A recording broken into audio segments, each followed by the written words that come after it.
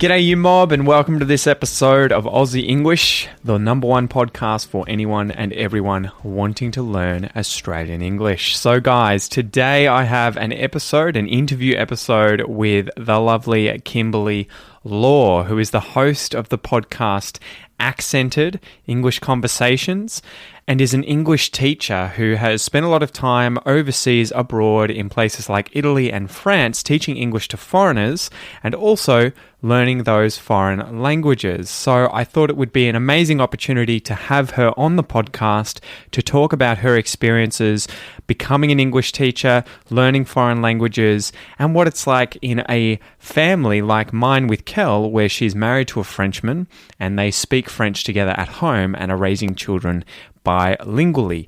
Anyway, guys, without any further ado, let's get into this episode. I give you Kimberley Law.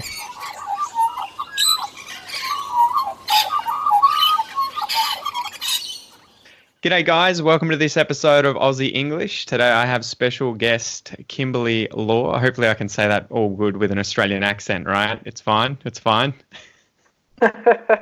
Yes, it's good. Awesome. Well, welcome. No, thank you. I was going to say I'm used to French people saying Kimberley, but Kimberley's good. I like that. Well, I know on Facebook you have it with an accent, so I'm always like, are people doing that because they're trying to hide, or is that actually part of the name? Do I need to be aware of it? Trying to hide. Being a school teacher, I think you try and hide sometimes. It's just some privacy, but yeah. 100%. So, man, tell us your story, because you interviewed me recently on your podcast. So tell us about your podcast and how you ended up a teacher of English. I guess it came later on. My first degree was music, so I just wanted to be a rock star. What aspect of music?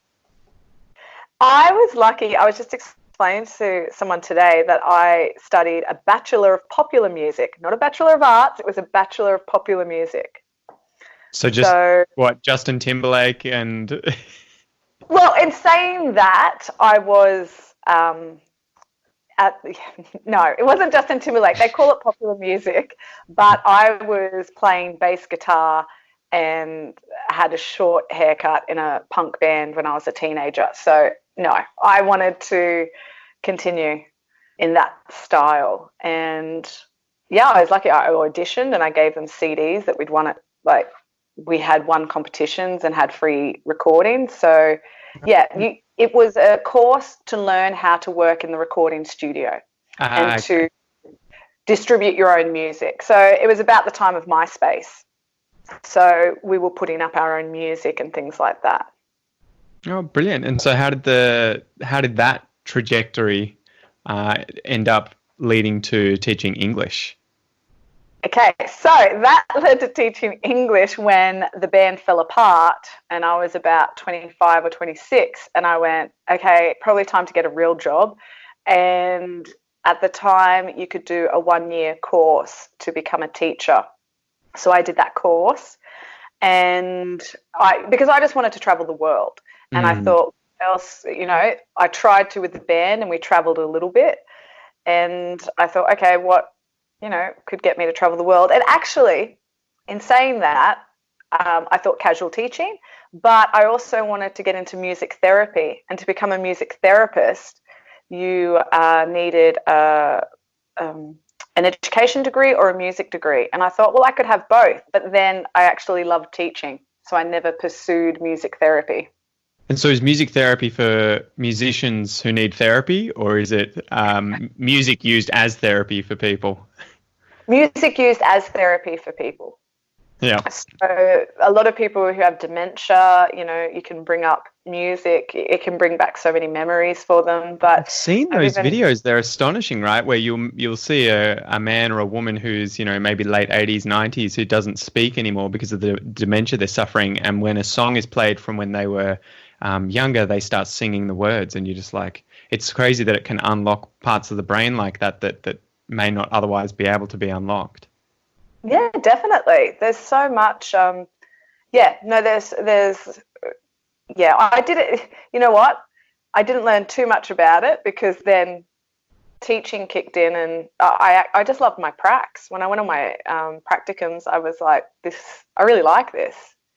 So yeah, I guess that's it. It led to teaching, but then going overseas, and I got to work in Milan, Italy, and Paris, and I was teaching English to second language speakers, and I worked in international schools, and some schools I could teach students from America or teach students from the UK or other English-speaking countries, and I actually preferred teaching second language speakers. I just found so much more fulfillment of, teaching a second language to people who are new to it. So and I would why always is take that? What aspect of teaching it to ESL learners was so fulfilling? I think it's the fact that you see so much growth. I have taught standard English, but it's the same with even younger years, with like kindy kids or year one kids. There's so much growth that just happens quickly, and you get to see that. And I guess that's what's fulfilling about it, is to see these milestones that they make.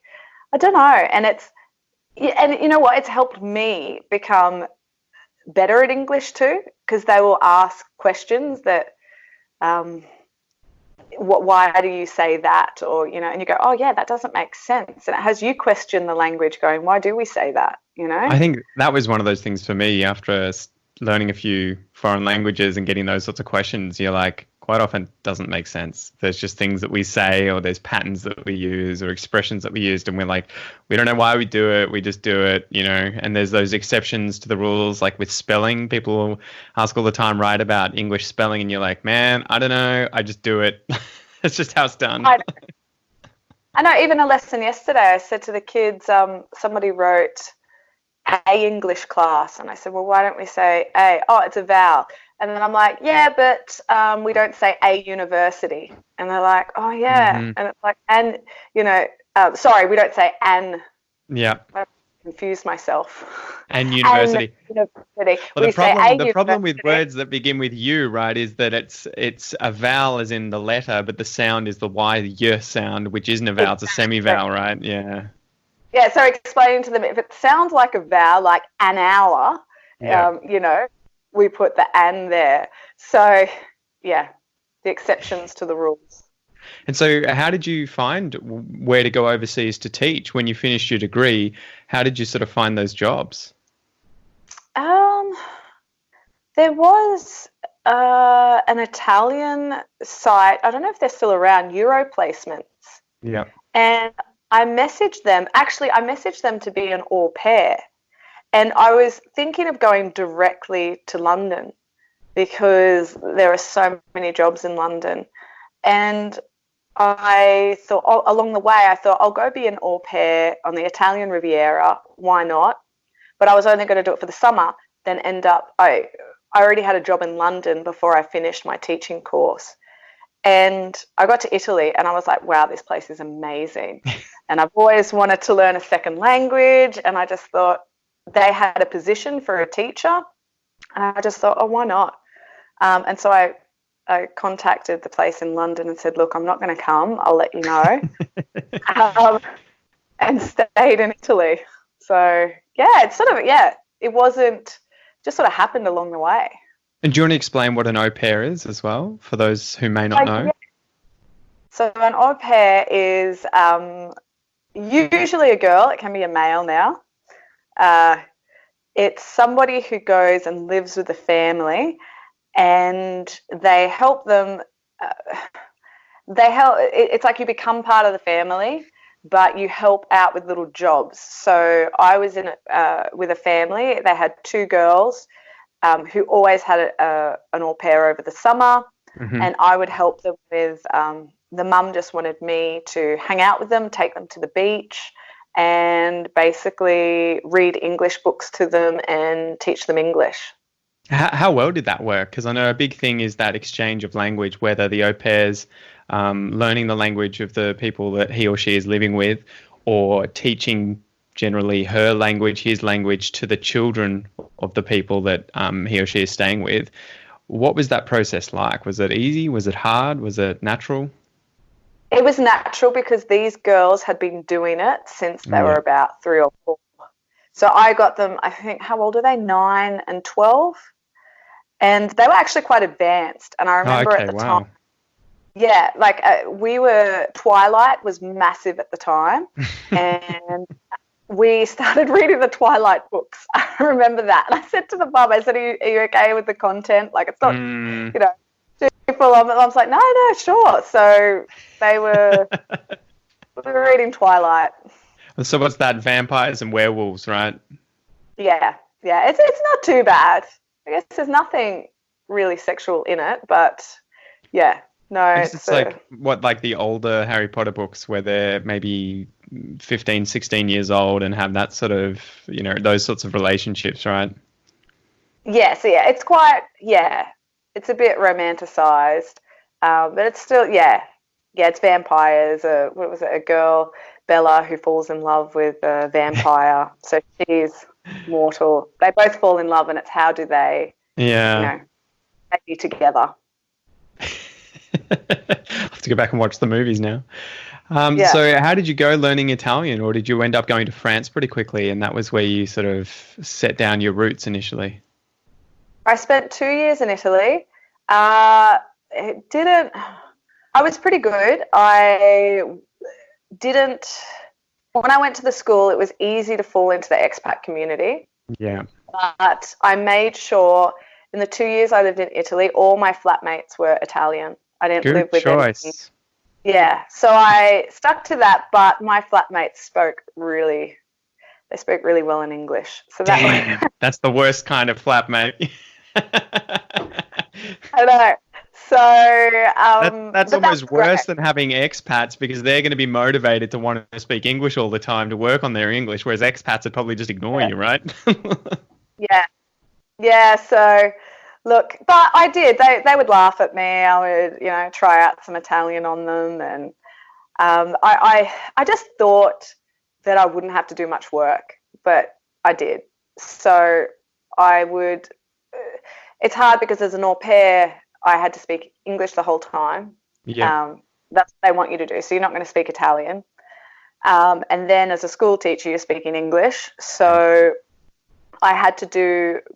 And then I did a 1 week intensive course, which really helps. Like 1 week is great. And then you've just got to, study yourself or try and put yourself out there. But so it's just left up to you at that point. It's all you deal with it. You work out how to learn it after the 1 week. You're on your own. You're thrown in the deep end. But I didn't have to. I could have just said, I'm doing it. And some people did. Some teachers were like, I'll just, because nobody's going to provide it for you unless you want it. The schools don't provide it for you because they just want you to speak English. So the family I au paired for in the summer asked me to come back the following year. And while I was there, I found a woman who would spend an hour and a half with me each morning. And so before I spent that time with the girls, I did that for about 4 or 5 weeks, and that really helped my Italian just by having a private tutor every morning. What did it feel like as you were improving your Italian? Because, I imagine for me, I've learned French and Portuguese in Australia. So I've never learnt it in an immersive environment where I would imagine it would make a big difference really quickly, where you would suddenly feel a lot more connected to the people around you. Did you have that experience?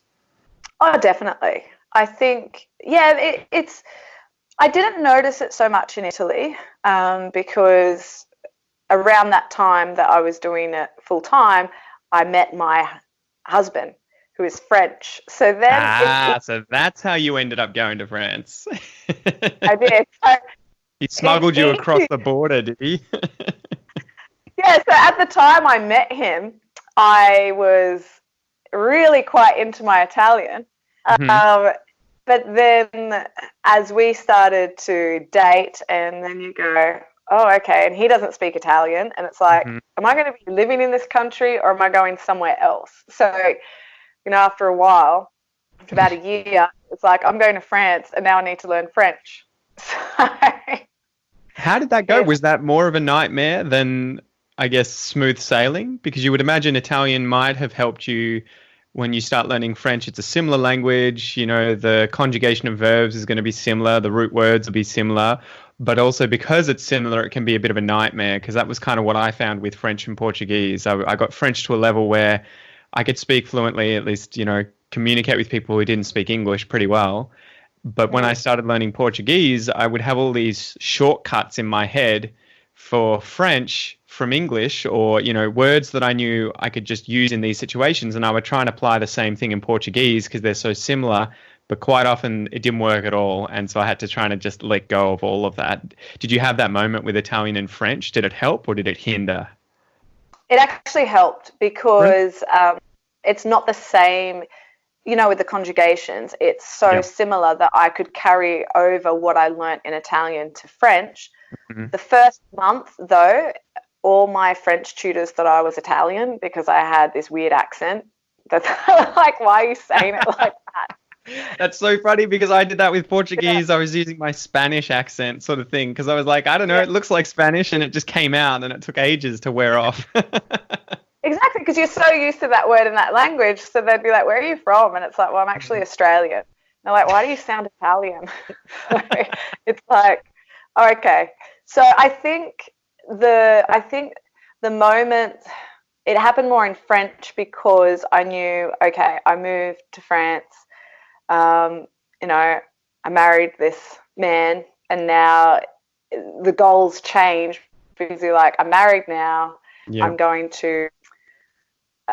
probably going to have children with this person, and I think the goal was, if my husband speaks to them in French, I want to understand what they're saying. So I had more of okay, I'm going to learn French. I'm here, and my husband, he would take me to parties and would not translate anything. So I love to talk, and so you want to contribute, so you have to speak in French. So it really pushed me to do it. And I think after about 3 or 4 months, I had somebody call me, like a person, like call canvasser. Is that what you call them? People who, I don't know, they were ringing up about something, like trying to sell me something. Yeah. And I could communicate with them and said, no, not interested, thanks. And I hung up. And my husband looked at me and said, you don't need me anymore. Like, you could do that yourself. And that's such an achievement. You just go, oh, wow. You were just like, yeah, thanks, it's over. Cheers. That's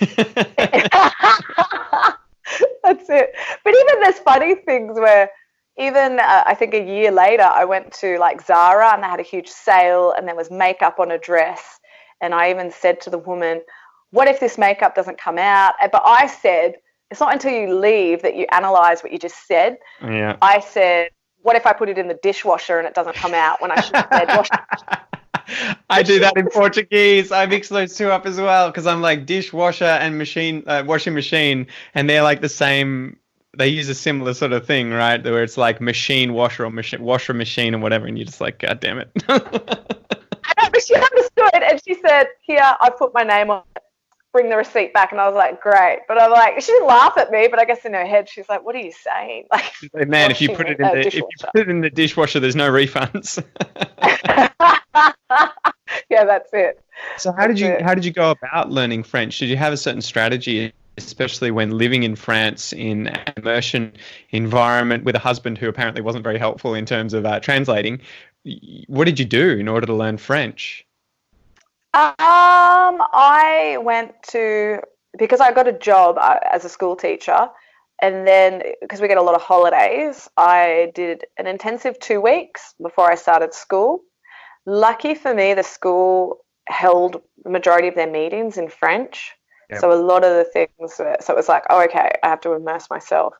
So I had the intensive 2 weeks, and then each school holidays, I would do another intensive few weeks.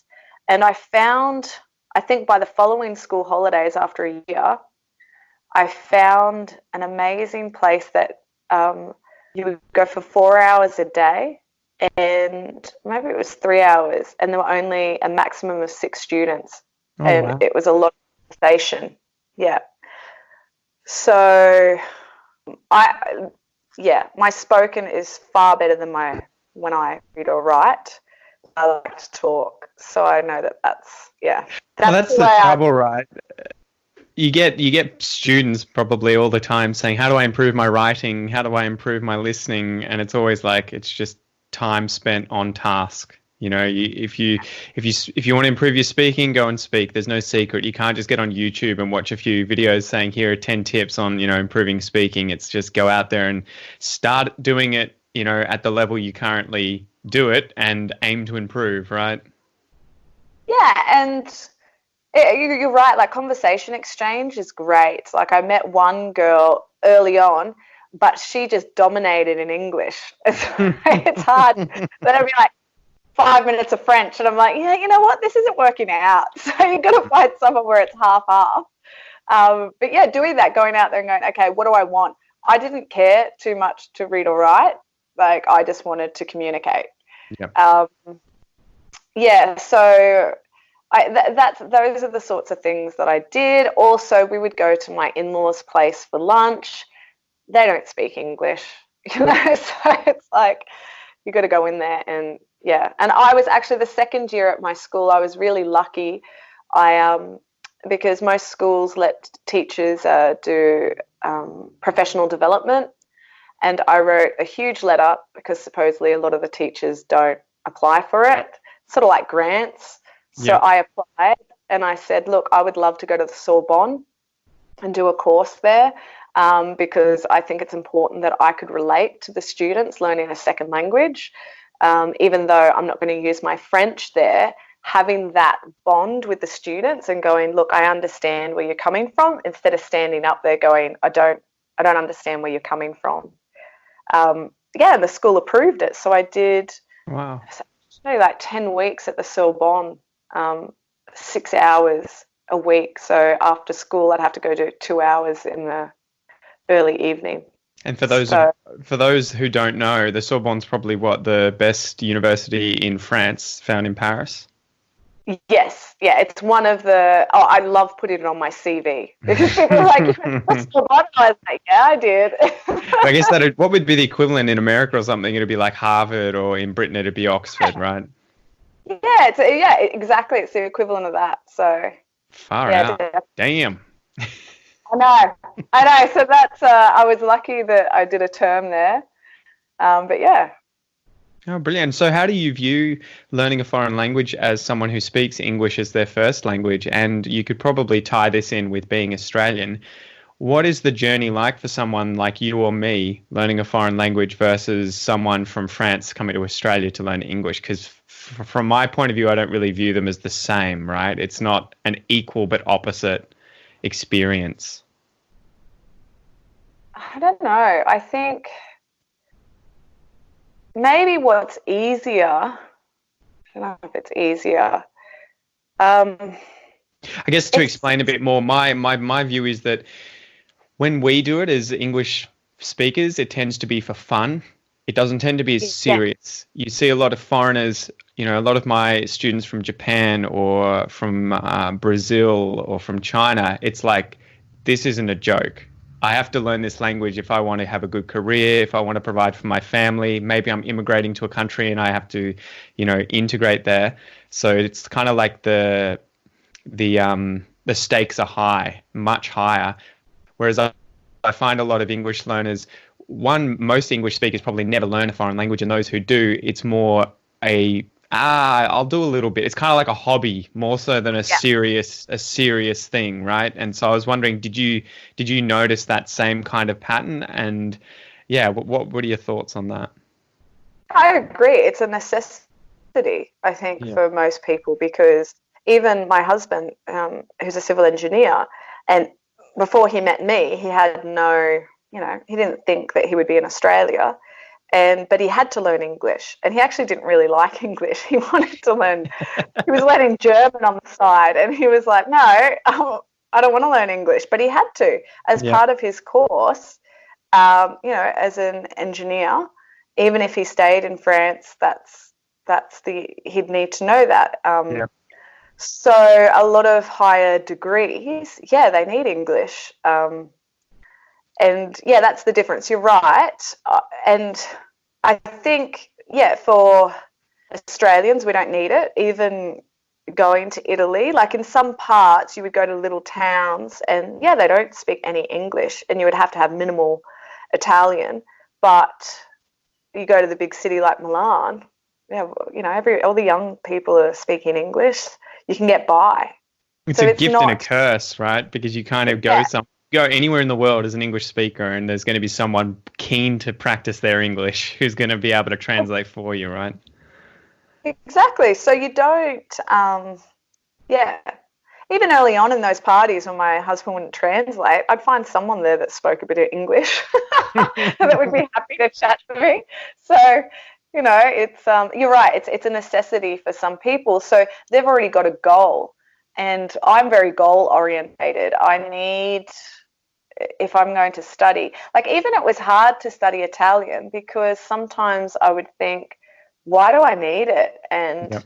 how many people speak this in the world? And that's me. I'm a numbers person. I'm thinking, well, am I going to use it? Am I going to live here forever? When I go back to Australia, do I need Italian? So it's all those things because it's a lot of hard work to put into learning a Well, second language. I have sort of mixed feelings about, famous polyglots online because it feels like they're almost always native English speakers, or at least English was the first language that they learnt, and it's at such a high level they might as well be native speakers. And it seems like they kind of just do it for fun as opposed to taking one language and really getting deep with it and, taking it the full as far as they can. So I Mm. really, really respect those people who do, yeah, end up coming to one country and just really trying to learn the language. And it's difficult to get that motivation though, right, isn't it? And that's why I find weird with polyglots. It's kind of like the motivation I feel externally, not considering myself a polyglot, is they just want to add more languages to be able to communicate with more people, which is good. Yeah. But your husband obviously didn't like the language, but was heavily motivated because it was so important for work. And, compared to you, where you may have loved the language, but it wasn't so much related to your job, but more family, children, members of his family that you couldn't talk to. So, Mm. But even in the back of my head too, I was thinking when I come back to Australia, uh, can I teach French? yep. So if I also needed like this is hard work, but can I add it, to my CV? And the Sorbonne was a great reason to do that too. So as much as it was okay, it's for family, but I was also thinking I'm working so hard. Can it also be added as, can it increase what I teach?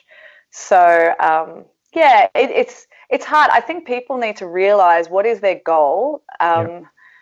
Some students I have, they just want to study for the IELTS test, and it's like, well, how much are you going to gain from it too? It's just that one test. So you've got to look at those students that I have. They don't necessarily care too much about learning about the culture of Yep. Australia, or it's more about I just want grammar. So it depends on my students what their goals are too and what I teach them. If they want to immerse themselves in the country and want to understand the cultural things about that country, then yeah, it's such a different thing. I think that's what we need to work out with our students. What do they want?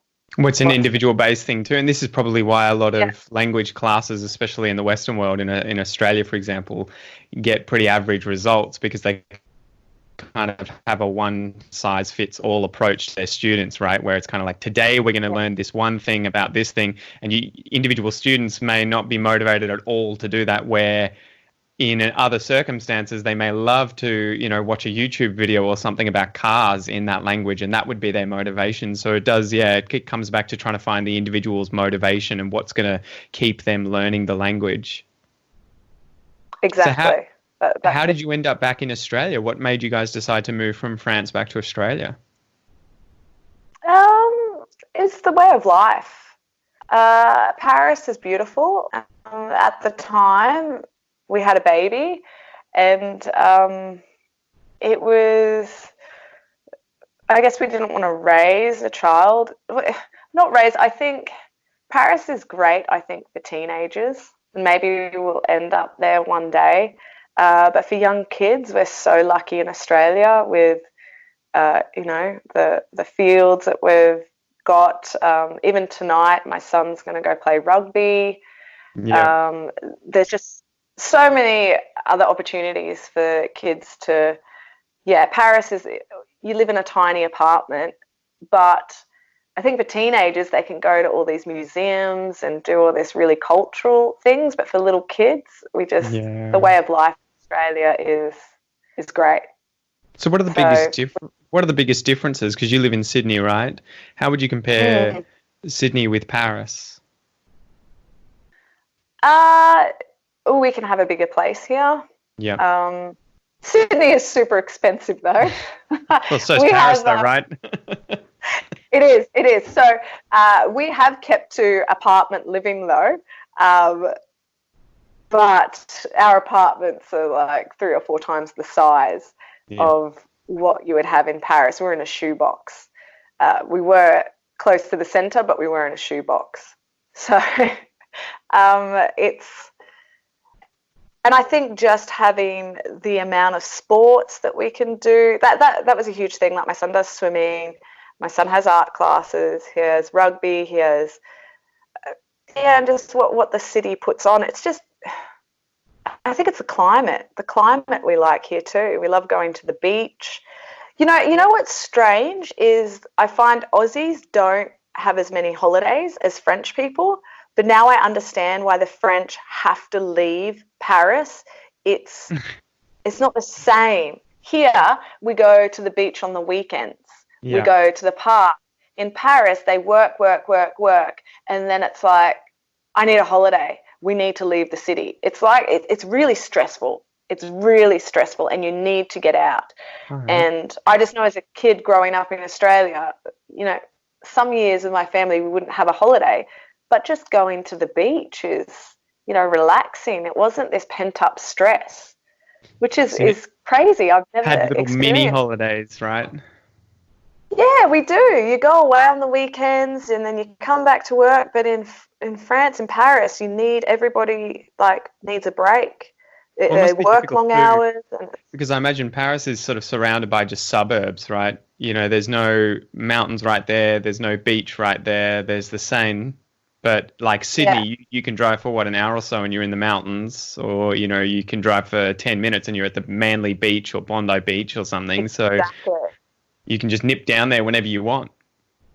Exactly. And Monet has built a museum, which I know Monet has a lot of paintings, but it's called Musée L'Orangerie, and it's a museum that's built for people to come and de-stress.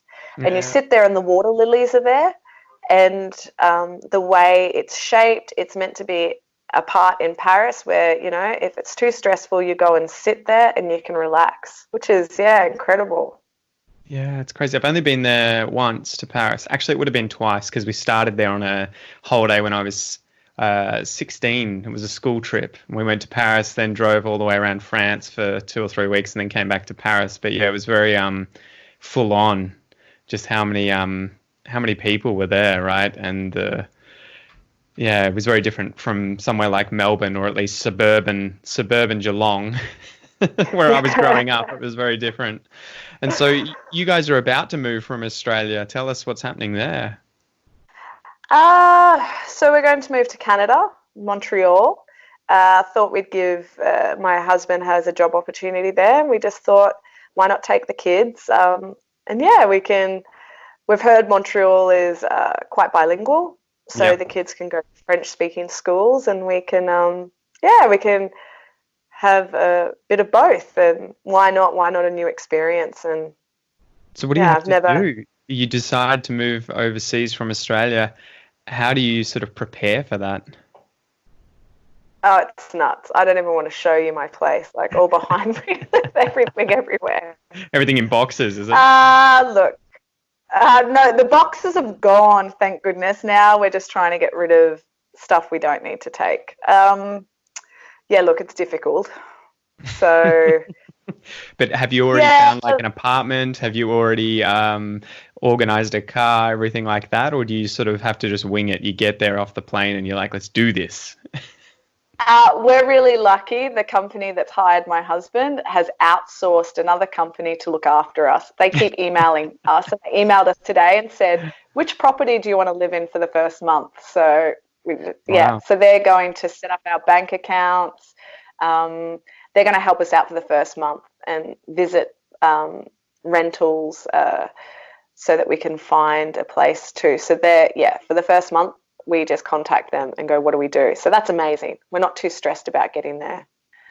And how do you think you'll So go adapting to the weather? Because it's a lot colder, right?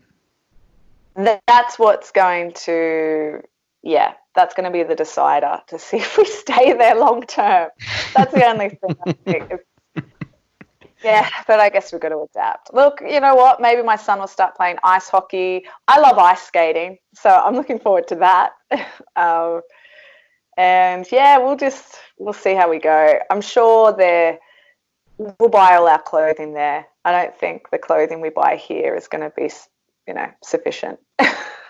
Yeah, that must be so hard when you've got to like fill up your wardrobe with a heap of new clothing, because what in Australia you'd never get below maybe 10 degrees Celsius, right? And you'd have to be on the top of a mountain where it's snowing to get that weather. In Sydney, it probably gets to what, 0, if that ever?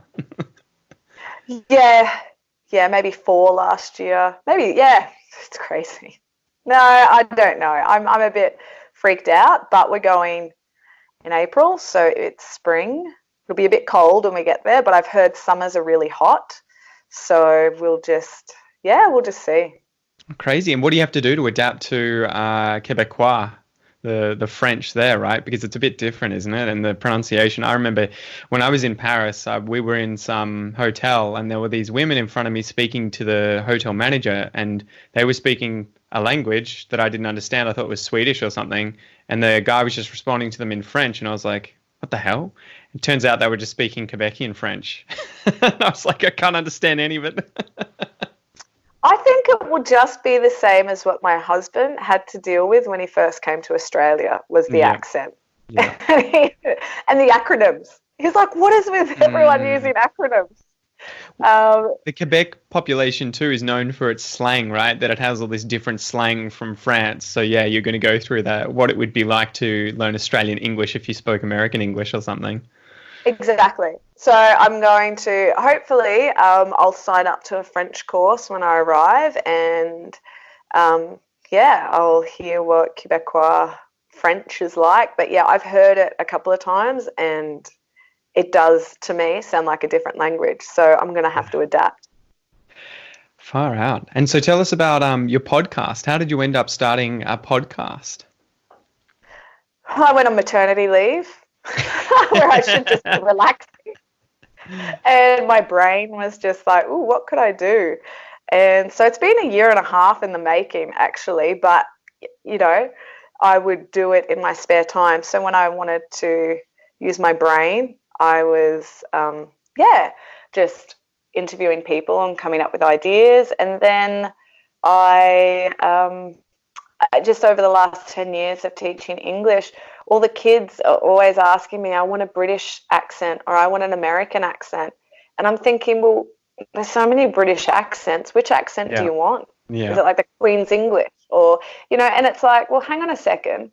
You're barely going to you're probably going to converse with someone who's a second language speaker. When you go back to your country or if you stay, like you've got so many different people to speak to. And, I just feel that,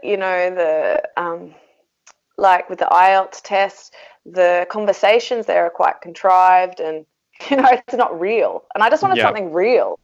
And I just thought if I can interview people with multiple accents and just put on the episode what accent it is, people could just have a listen and, learn a little bit about that culture, like with the Scots always using the word we, for small. Not to mean P, right? Exactly. So just little things like that, because it's, it's crazy because people come out, and it was the same at the Sorbonne, you know. We had these American students in our class, and I'd lived there a few years.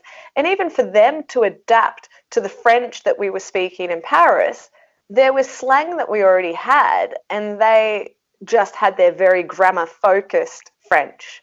So it's about communicating. We can teach grammar and grammar, but then when you're in that country, can you communicate? And I find a lot of my students were like, wow, I really struggled because we just focus so much on grammar. So I just thought this podcast is to show real English conversations and not to slow down for them. It's obviously aimed at intermediate level, but it's, you know, just to give something that's real. That's all I was thinking of. So what advice do you have for students who are in that sort of a position where they're trying to focus more on communication in their English? What should they be doing, apart from obviously listening to your podcast? And you haven't told us the name of it. Oh, yes, Accented. Good. So Accented by, I think it's English Conversations, so you can search that up or search Kimberley Law. I would be getting conversation exchange partners or just practicing with people. And I see that a lot on the internet. People joining Facebook groups, English speaking groups, and just asking to practice speaking English with someone. But usually a conversation exchange is great because you can teach them your language, and then native speakers can teach them, English. So I think it's, give and take. I think that way you're practicing. It's difficult though, right? Because you have to kind of set out the expectations from the beginning so that you do have a kind of strict routine of, look, we're going to do 10 minutes in English, 10 minutes in French, as opposed to just let's catch up and we'll keep just switching around or whatever. You kind of need to work out that structure, right, to really get the most out of language exchanges. That's it. You're right. Brilliant. Well, Kimberley, thank you so much for coming on the podcast. I really appreciate it. Remind us again about the podcast and where people can find out more about it and what you do. Okay, so you can visit my website, which is Kim's Law, Kims Law, Law, of English.com. So kimslawoфenglish.com, and Accented the podcast. Yes, I was trying to, play on words. I like it. That's good. That's cool. So it's on pretty much everything. Apple Podcasts, all that, Stitcher. So you can find it from there. Oh, brilliant. And my episode with you should be out by the time this one gets published. So definitely go. I hope so. It'll be a race. I will be plugging. That's it. You should beat me. I've got quite a few in the pipe. I think I've got like 5 interviews that I have to get up, so it might be another month or 2. But I'm looking forward to it. Me too. So let's see. I'm a lot slower. I'm every 2 weeks. All right. And before we end, which is the hardest English accent for you to understand? You know what? My dad's Scottish, and Scottish is pretty hard to understand. That was going to be Glaswegian, right? They always slow down for me when I visit them. Yeah, far out. Anyway, thank you so much for coming on, Kim. I really appreciate it. Yeah. Thank you. All right. Bye.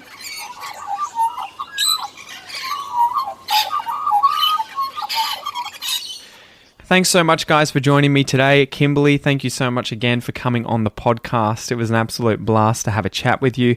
Guys, don't forget to check out Kim's episode with me on her podcast called Accented English Conversations. So we have about a 20-minute conversation on there. It was great fun, but I really recommend checking out her podcast if you want to get used to all kinds of different accents from people speaking English, whether they're native speakers or they're foreign speakers of that language. So with that, guys, thanks again for joining me, and I'll see you next time. Peace.